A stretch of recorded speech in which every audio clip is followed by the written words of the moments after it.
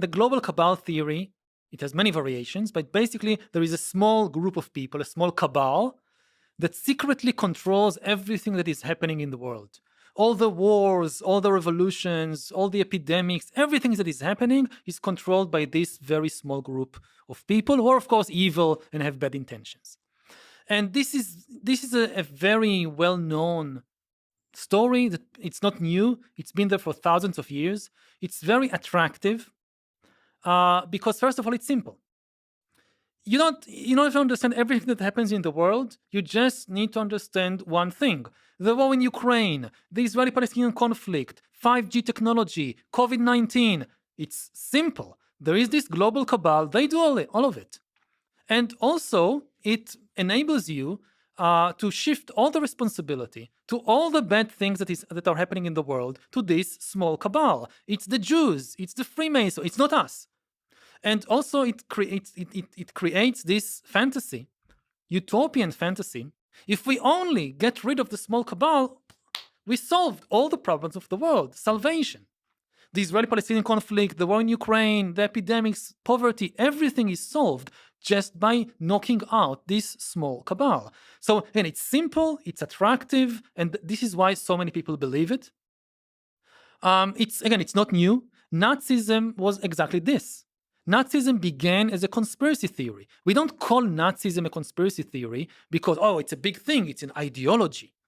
But if you look at it, it's a conspiracy theory. The basic Nazi idea was the Jews control the world, get rid of the Jews, you solved all the world's problems. Now, the interesting thing about these kind of theories, again, they tell you that even things that look to be the opposite of each other, actually they are part of the conspiracy. So in the case of Nazism, the Nazis told people, you have capitalism and communism. You think that they are opposite, right? This is what the Jews want you to think. Actually, the Jews control both communism, Trotsky, Marx were Jews, blah, blah, blah, and capitalism, the Rothschilds, the Wall Street, it's all controlled by the Jews. So the Jews are fooling everybody.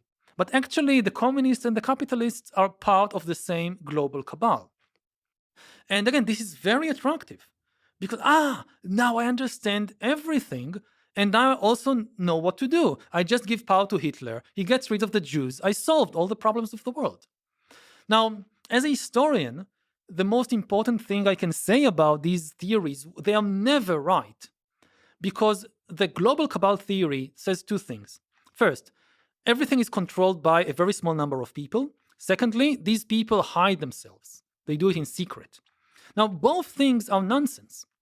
It's impossible for people to control, a small group of people, to control and predict everything because the world is too complicated. You look at a real world conspiracy. Conspiracy is basically just a plan. Think about the American invasion of Iraq in 2003. You had the most powerful superpower in the world with the biggest military, with the biggest intelligence services, with the most sophisticated, the FBI and the CIA and all the agents. They invade a third-rate country, third-rate power, Iraq. With this idea, we'll take over Iraq and we'll control it, we'll make a new order in the Middle East. And everything falls apart. Their plan completely backfires. Everything they hope to achieve, they achieve the opposite. America, United States, is humiliated. They caused the rise of ISIS. They wanted to take out terrorism. They created more terrorism. Worst of all, the big winner of the war was Iran.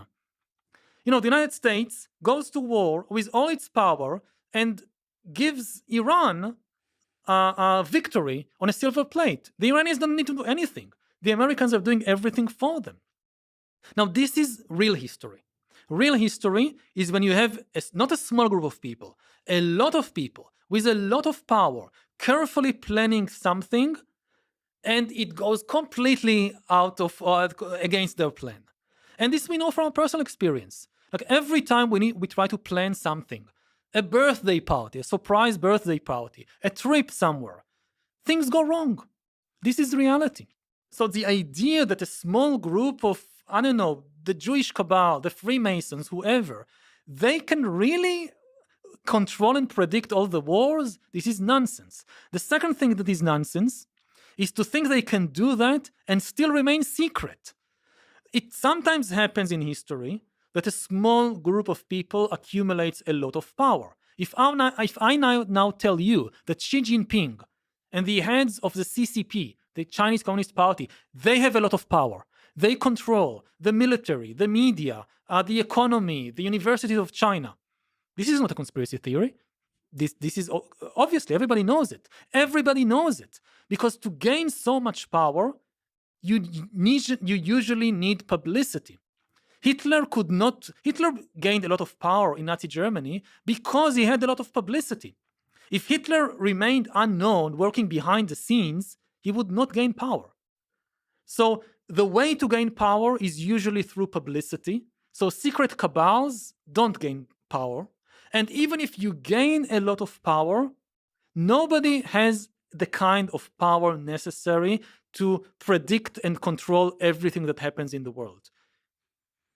All the time, shit happens that you did not predict, and you did not plan, and you did not control. The sad thing is there's usually an explanation for everything you just said that involves a secret global cabal. That the reason your vacation planning always goes wrong is because you're not competent. There is a competent small group, that ultra competent small group. I hear this with intelligence agencies. The CIA are running everything. Mossad is running everything. You see, I mean, as a historian, you get to know how many blunders these people do. They are so, and they're capable, but they are so incompetent in so many ways. Again, look at the Russian invasion of Ukraine. Before the war, people thought, oh, Putin was such a genius, and the Russian army was one of the strongest armies in the world. This is what Putin thought. And it completely backfired. Well, a cabal explanation there would be there's a NATO-driven United States military-industrial complex that wants to create chaos and so incompetence. They put a gun to Putin's head and told him, Vladimir, if you don't invade, we shoot you. How did they cause Putin to invade Ukraine? It's the thing about conspiracy theories is there's usually a way to explain everything. It's like religion. You can always find explanation for everything. And, in the end, it's intellectual integrity. If you insist on, whenever people confront you with evidence, with finding some very, very complicated explanation for that too, you can explain everything. We know that. It's a question of intellectual integrity. And I will also say another thing. The conspiracy theories, they do get one thing right, certainly in today's world. I think they represent an authentic and justified fear of a lot of people that they are losing control of their lives. They don't understand what is happening. And this, I think, is not just a legitimate fear. This is an important fear. They are right. We are losing control of our lives. We are facing really big dangers, but not from a small cabal of fellow humans.